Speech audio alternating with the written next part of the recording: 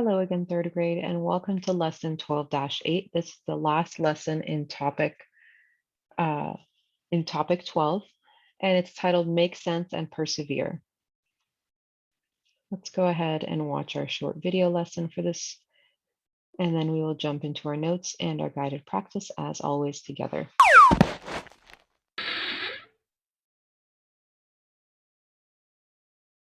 How can you make sense of a problem and persevere in solving it? Think about this question during the lesson. Suki divides her garden into 6 equal parts. She plants daisies, roses, and violets. It takes Suki 1 hour to plant the flowers. She plants daisies in 1 part, roses in 2 parts, and violets in the rest of the garden. In what fraction of the garden does Suki plant violets? Think, what is a good plan for solving the problem? I need to make sense of the given information. I need to think about what I can use to help me solve the problem. To make sense and persevere, you can use a picture to help develop a strategy. Think, how can I make sense of and solve this problem? I can identify the quantities given, understand which quantities are needed to solve the problem, choose and implement an appropriate strategy, check to be sure my work and answer make sense.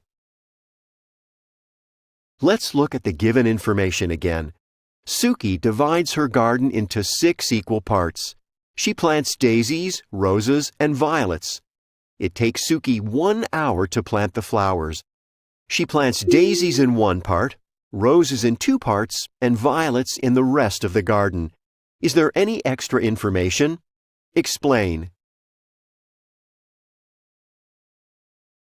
Yes, there is extra information. You do not need to know that it takes Suki 1 hour to plant the flowers. Here's my thinking. 1 hour to plant the flowers is not needed to solve the problem. I used a picture to help. 1 equal part for daisies is 1/6 of the whole. 2 equal parts for roses is 2/6 of the whole. There are 3 equal parts left for violets. What fraction represents 3 copies of 1/6? Select your answer. 3 copies of 1/6 is 3/6. So Suki plants violets in 3/6 of the garden. Why can you still solve the problem with the extra information? You know the parts of the garden in which Suki plants all her flowers, so you know the fraction of the garden in which she plants violets. You don't need to know how long it takes her to plant the flowers. Now you know how you can make sense of a problem and persevere in solving it.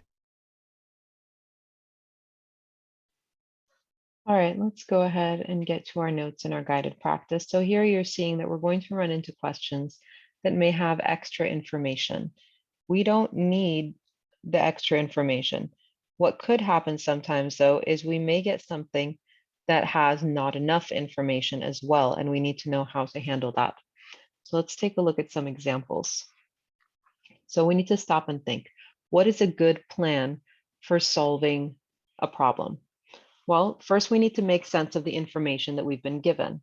I need to identify the quantities. Remember, that's just the numbers. I need to identify the numbers that were given to me. I need to figure out which of those numbers are needed. And then I need to think about what to do to solve. So I can think about skills and properties that I already know. I can choose a strategy to use, and then I can go back and check my work to make sure that my answer is reasonable. Does my answer make sense? Now, some important things to remember. Some questions give you extra information that you don't need. You can ignore that information because it's not needed to solve the problem.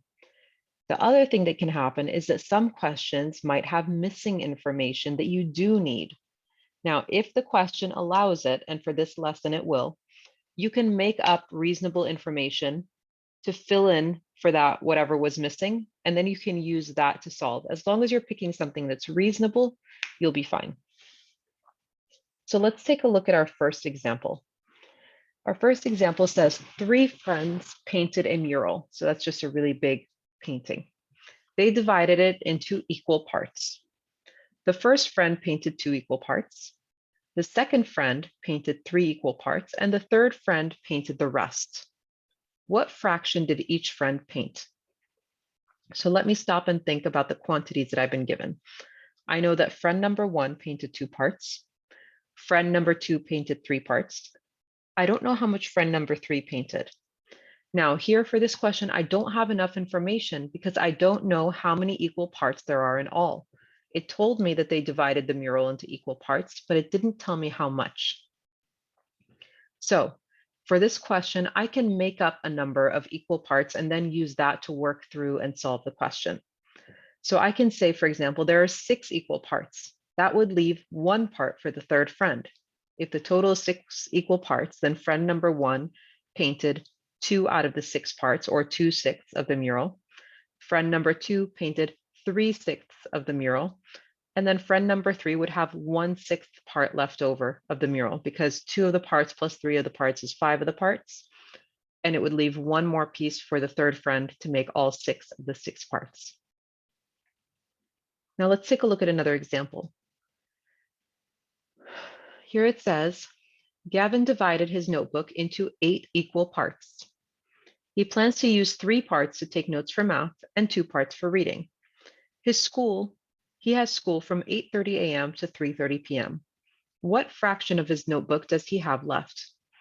So here, stop and think. Is there any missing or extra information? Yes. The extra information is the time that he goes to school. That has nothing to do with the question that we're being asked, and we don't need that bit of information to solve our problem, so we can ignore it. So let's stop and think so that we can solve. We know he has 8 equal parts. 3 of those 8 parts, or 3/8, is for math, and then 2 of those 8 parts, or 2/8, is for reading. The first thing I need to do is to add together the parts that he's already using in order for me to figure out how many parts he has left after that. So if we add the math plus the reading together, so that's the 3/8 plus the 2/8, we're only adding our top number. That tells us that we have 5/8 pieces that are being used. Now, 5 of the 8 pieces are being used, so I need to figure out how many pieces are left. So out of the 8 total pieces, if I take out 5 of those pieces, I'm left with 3 out of the 8 pieces left in his notebook, and those are going to be the 3/8 parts that are remaining. So first, I added the parts that I knew to find the fraction that was being used. And then I took the whole and I subtracted off the fraction that was being used to figure out how much was left over.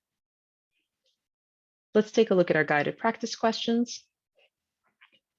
It says, Kira and Matt cut sandwiches into 4 equal parts. They ate 1 part. Kira is 9 years old. Matt is the same age. What fraction of the sandwich was not eaten? So is there any missing or extra information? Yes.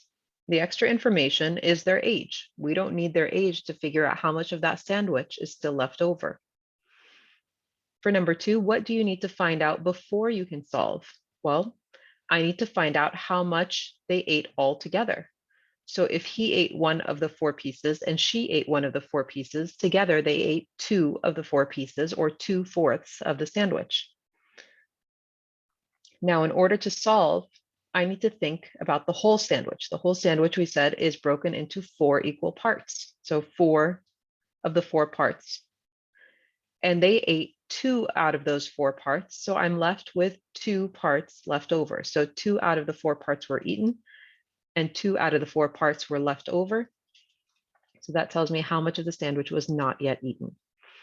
That's it for this lesson and for this topic.